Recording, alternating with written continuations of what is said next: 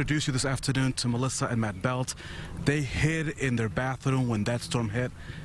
I can see the sort of, you're trying to hold back the tears in your eyes.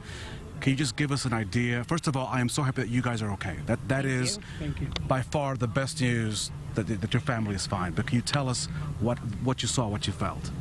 A lot of pressure.